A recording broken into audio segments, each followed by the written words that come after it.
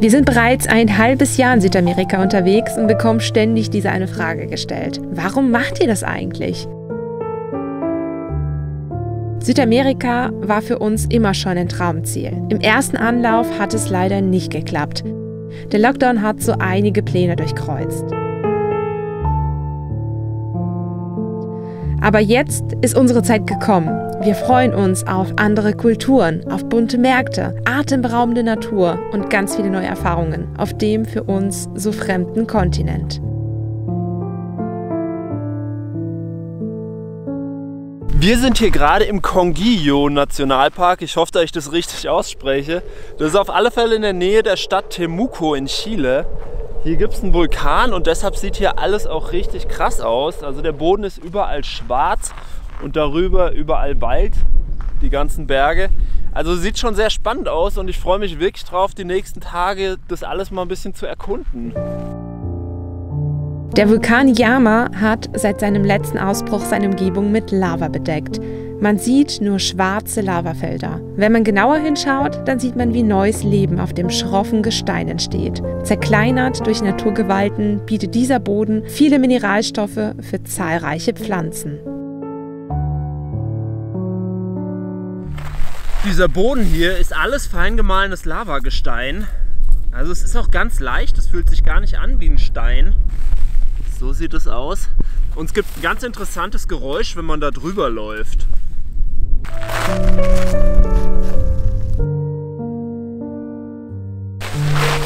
Obwohl der Untergrund hier so steinig ist, wächst hier so viel.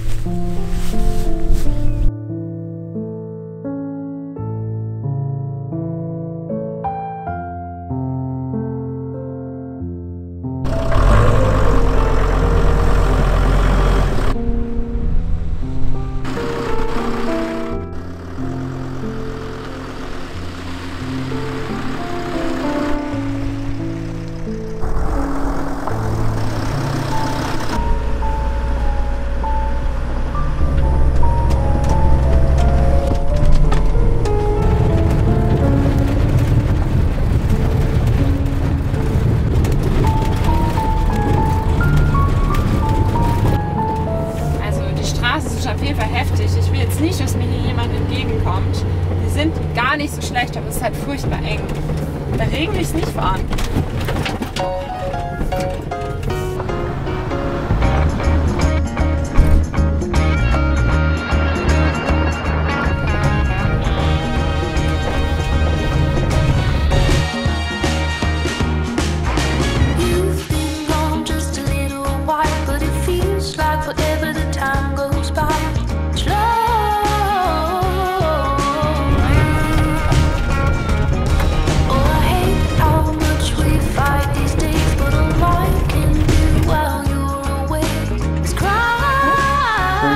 Passt ja.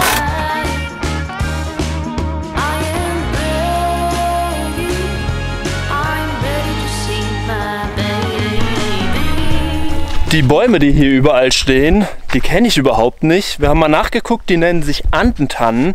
Die gibt es hier überall in dem Park und der Park soll auch bekannt sein für diese Bäume.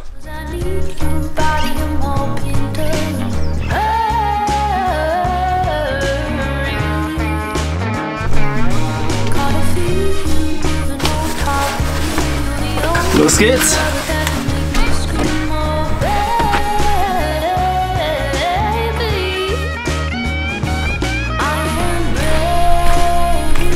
Wir machen jetzt einen kleinen Wanderweg und ich freue mich total, dass das Wetter einfach so gut ist. Letzte Woche hat es ja nur geregnet und diese Woche soll sehr schön sein. Wir können ja keine Drohne gerade fliegen. Kannst du mal zeigen, wo wir gerade sind? Hier. Der Wanderweg geht hier lang. Hier ist ein Lookout, hier ist eine Bank. Da ist ein Fotoapparat. Zu dem Fotoapparat, da wollen wir hin. Hier in dem Nationalpark sind Drohnen verboten. Aber der Wanderweg wird bestimmt auch so richtig schön, weil es gibt ein paar Lookouts und insgesamt ja, sind es 12 Kilometer.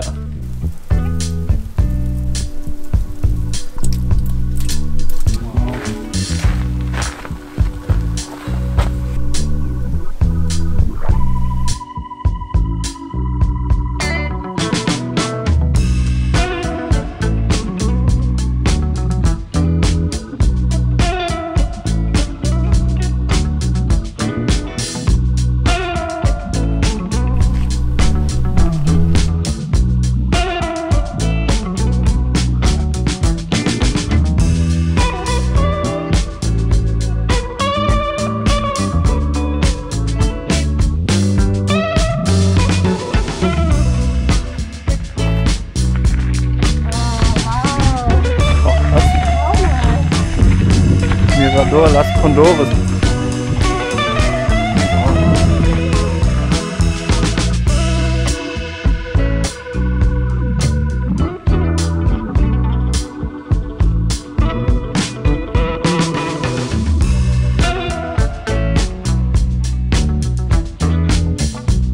Also der See hier hinten dran heißt wie der Nationalpark Conguillo. Ich weiß nicht, wie das ausgesprochen wird. Wenn ihr eine Idee habt, wie man das ausspricht, dann schreibt es gerne mal unten in den Kommentarbereich.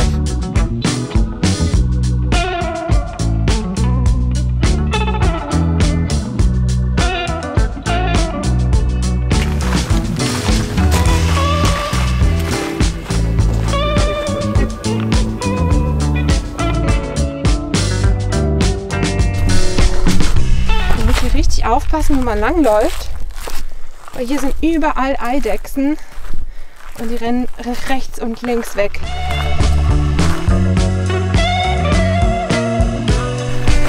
Ja, eine fantastische Aussicht. Wir sind jetzt schon einige Höhenmeter hochgelaufen und sieht eigentlich so aus, als wären wir schon ganz oben. Aber das ist die ganze Zeit so und irgendwie geht es immer noch weiter bergauf.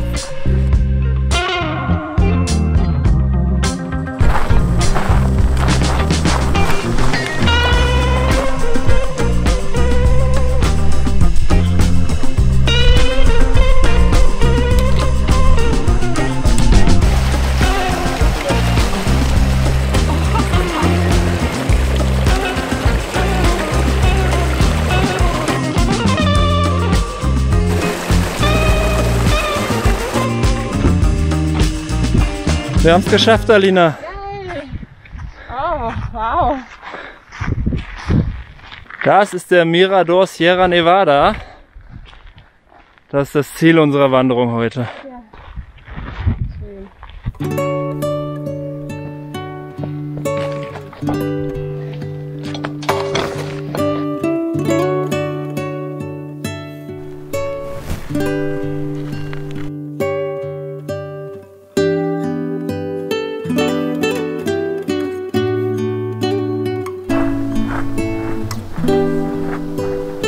Es ist richtig schön, mal wieder so eine lange Wanderung zu machen und auch mit ein paar Höhenmetern.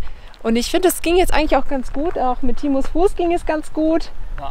Es war ein bisschen anstrengend, aber es geht schon. Und das Beste daran ist ja, dass wir hier komplett alleine sind.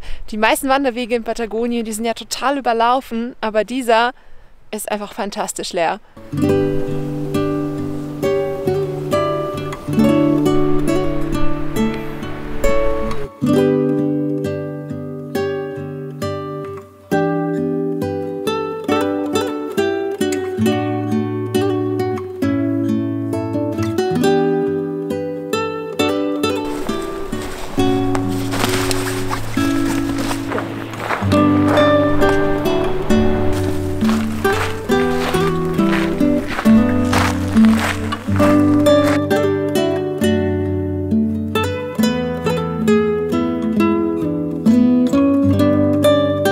Schaut mal da hinten, das sieht so aus, als ob da die Bäume so tot wären, als ob da ganz viele tote Bäume stehen würden. Ist aber nicht so, das sind alles diese Antentannen und oben sind sie total grün und unten sieht es aus wie so ein toter Baumstamm. Und das ist alles voll davon.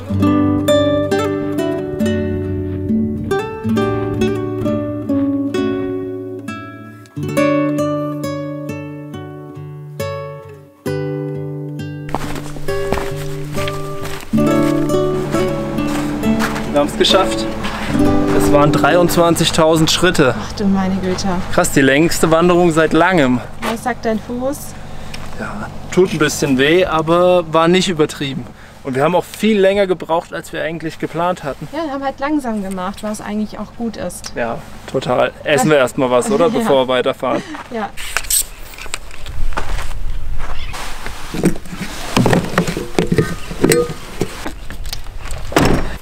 Ich glaube, wir machen uns erstmal einen Smoothie, oder? Weil ich glaube, das Essen braucht so lange. Ich habe schon so einen Hunger. Oh, das sieht richtig gut aus. Bitte schön. Heute gibt es mal Nudeln. Eigentlich gibt es jeden Tag bei uns entweder Nudeln, Kartoffeln oder Reis. Und dazu gibt es immer eine Gemüsepfanne. Ja, es ist halt einfach, es geht relativ schnell und ist auch super lecker. Ja, außerdem ist das auch unser Lieblingsessen. Deshalb ist nicht ganz so schlimm, dass es immer dasselbe gibt.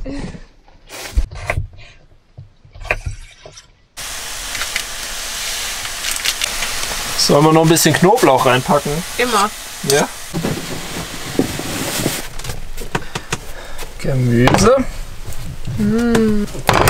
Und Nudeln. Italienische Kräuter und Knoblauch und nur das Beste vom Besten.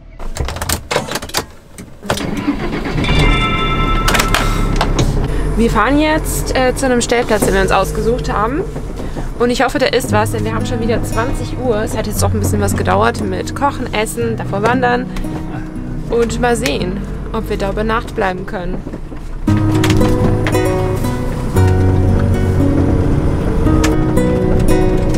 Ah, so schön aus, diese Bäume, oder?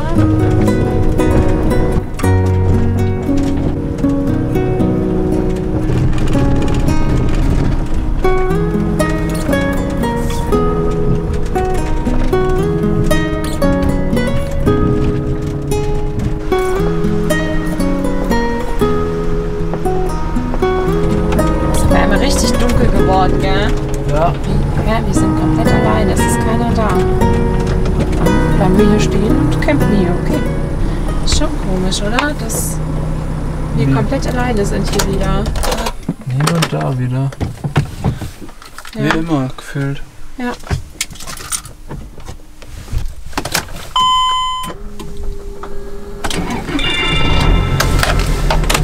Wir hatten eine ruhige Nacht. Aber fahren heute früh auch schon weiter und es ist noch sehr früh, ist gerade die Sonne aufgegangen. Wir fahren heute zu einem ganz kleinen See. Da wollen wir eine Wanderung machen. Aber erstmal werden wir da frühstücken, glaube ich.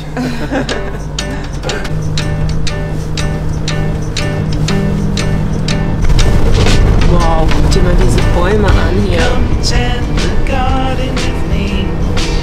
We have so many seeds to sow. When the harvest comes in, it will be time to share what we have grown. We were having the time of our lives when we started. Everything was grooving. Ich hätte schon gewusst, dass die Straßen nicht so schlecht sind. Und das ist ja jetzt echt. Oh ey, das wird... Ich weiß nicht, ob wir die hochkommen.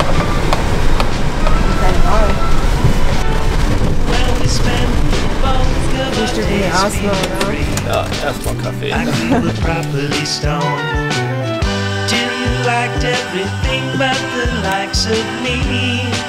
I can't help but recall we were having the time of our lives when we started. Everything was grooving. Das Coole hier in dem Nationalpark ist, dass wir eigentlich die ganze Zeit alleine sind. Wir haben in den Reiseführern gelesen, dass hier richtig viel los sein soll normalerweise. Aber nachts haben wir alleine gestanden. Heute sind wir wieder alleine an dem See. Das ist einfach unfassbar. Ja, ich glaube, dass wir die Wanderung jetzt auch alleine machen. Also hier rum, hier ist eine Bank, da ist ein Fotoapparat, hier ist eine Lupe und hier ein Vogel, hier eine Toilette und dann sind wir schon wieder da.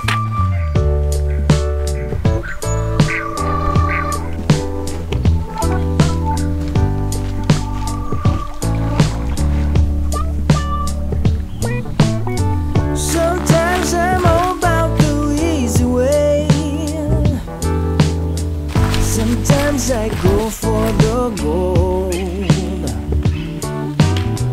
I never thought you were easy prey. I just knew I was sold. You probably knew all along what my intentions were.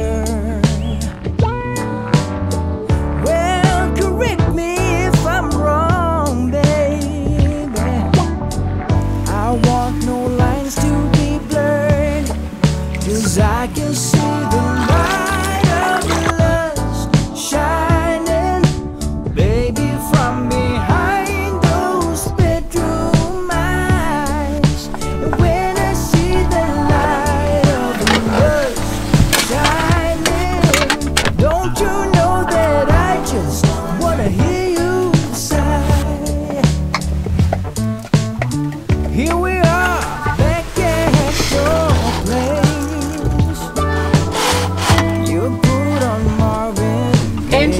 Richtig.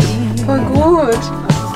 Oh, won't you come a little closer, baby? Tonight's gonna go our way. Yes, I can see the light of love shining. Auch wenn es total schön hier ist, ist es Zeit zu gehen. Wir verlassen heute den Nationalpark, aber der Weg, der ist natürlich nicht so einfach. Wir sind ja die Straße gerade eben gekommen und da ist ein Stück dabei, was bergauf richtig schwierig ist. Da mussten wir uns jetzt gerade ein bisschen darauf vorbereiten, denn genau diesen Weg müssen wir wieder zurückfahren komplett und ich hoffe, dass wir es schaffen mit dem Auto. Alles Roger, wir fahren los. Meine begrenzten Spanischkenntnisse sagen mir, dass dieser Weg nur mit einem 4x4-Fahrzeug befahren werden soll. Und ja, stimmt, wir hatten schon runter echt Schwierigkeiten. Und jetzt geht es den ganzen Weg wieder rauf. Ich bin gespannt, da drüben geht's hoch. Hätten wir das gewusst, dass diese kurze Strecke so schlimm ist, wussten wir nämlich nicht, wären wir gar nicht erst hergefahren. Weil ich weiß wirklich nicht, ob wir hier hochkommen. Du willst erstmal Schwung holen, oder? Ich glaube, wir dürfen mitten am Hang nicht anhalten. Die schwierigste Passage kommt kurz bevor man oben ist. Okay, also das heißt für dich eigentlich nicht stehen bleiben, jetzt musst du rückwärts runterfahren, Schwung holen. Wahrscheinlich muss ich wieder bis hierher fahren. Ich gehe mal nach oben und gucke, ob einer kommt. Wenn einer kommt, sage ich dir durch, ja? Ja. Okay, alles klar. Und egal wie das Auto krabbelt, fahr weiter. Pass auch auf, wenn da ein Auto runterkommt, das kann vielleicht auch nicht mehr richtig bremsen, gell? Also wenn es an mir gehen würde, müssten diese ganzen Passagen überhaupt nicht sein, weil das Auto muss eigentlich noch ein bisschen halten bis nach Alaska. Ich hoffe, wir kommen noch bis dahin. Oh, hier ist ganz schlecht. Und ja, von mir aus muss es echt nicht sein. Wirklich nicht. Sea lo que sea, ella tiene una pelea con la suerte. Maldita está, maldita está, maldita esta. Weiter, komm.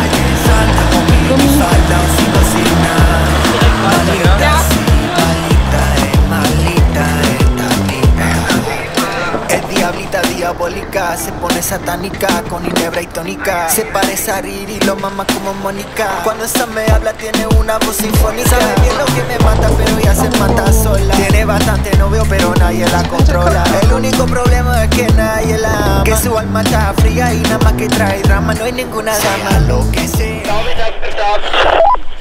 Ich hoffe es. Er ist echt, ich bin heilfroh, dass der Timo jetzt da oben steht und das Schlimmste geschafft hat. Ah, du hast es geschafft! Ja. Und wie hat er von innen drin gewackelt? Hat schon ordentlich gewackelt, ging aber. Ich bin die ganze Zeit im ersten Gang, von unten bis oben, das ging schon. Oh, perfekt, ey. Ja. Oh, ich bin so heilfroh, wirklich, dass wir es geschafft haben. Voll gut. Richtig cool. Das ist auch grandios. Das ist eine Straße, die man von Norden und von Süden aus fahren kann. Und von Norden steht da, dass es eine 4x4-Piste ist. Und vom Süden nicht. Ja, und das ist halt vom Norden, dann ist der Eintritt komplett gesperrt und man kann es nur vom Süden her passieren.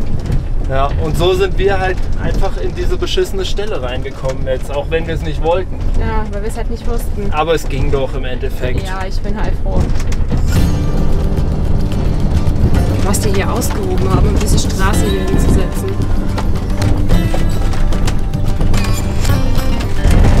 Wir haben echt Glück, dass sonst niemand hier anscheinend in dem Park gerade unterwegs ist. Weil die engen Straßen, ich glaube, das ist ein richtiges Problem, wenn da einer entgegenkommt.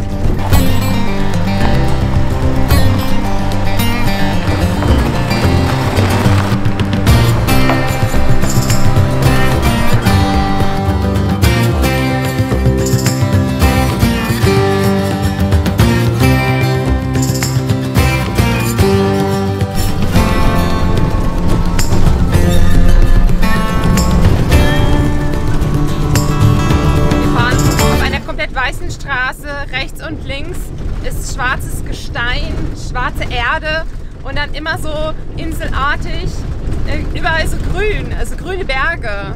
Und ich finde, das sieht einfach so total surreal aus. Wie so eine Mondlandschaft. So ein bisschen, mit Grün halt.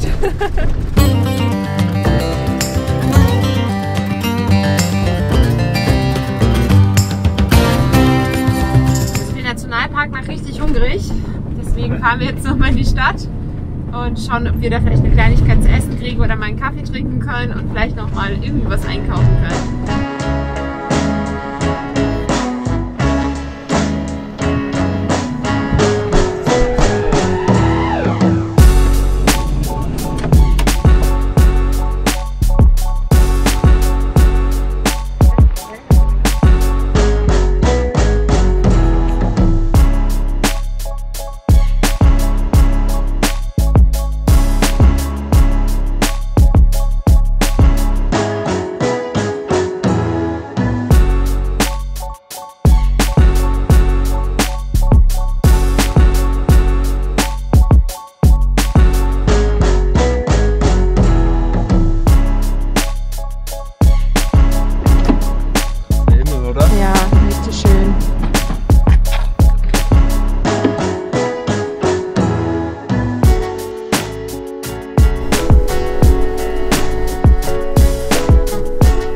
In Chile auch günstig einkaufen. Man muss halt einfach nur in kleine Geschäfte gehen und nicht in diese großen Supermärkte.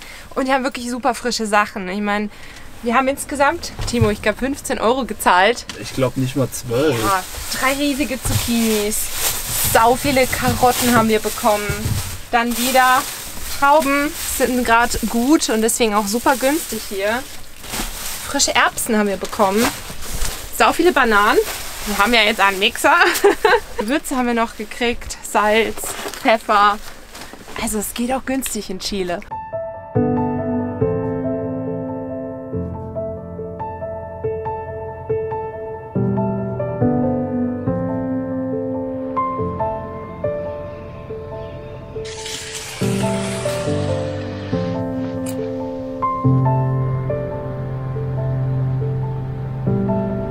Wir haben hier eigentlich ganz gut geschlafen, so mitten in der Stadt.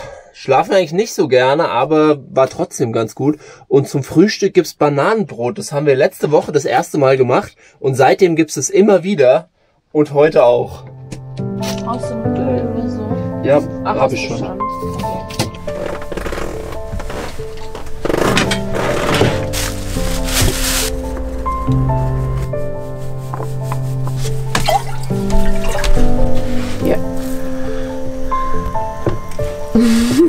habe noch nie gesehen, dass man das einfach mit der Hand zermanscht.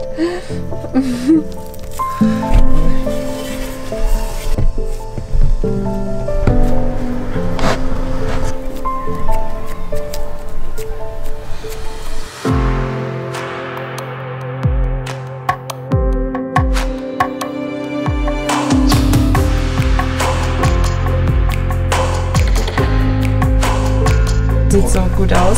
Die Brote sind fertig.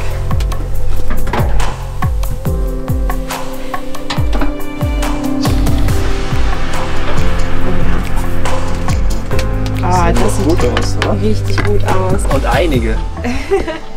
Als wenn wir jetzt nicht alles essen können. Da haben wir morgen noch was von.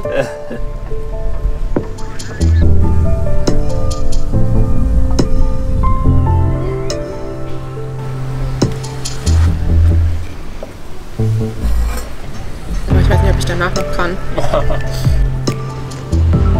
Danke, dass ihr wieder dabei wart. Wir freuen uns natürlich sehr, wenn ihr immer wieder einschaltet, auch mal was im Kommentarbereich da lasst, auch wenn es nur ein Herz ist. Wir freuen uns natürlich sehr darüber. Lasst auch gerne ein Abo da oder einen Daumen nach oben, da freuen wir uns auch sehr darüber. Oder beides.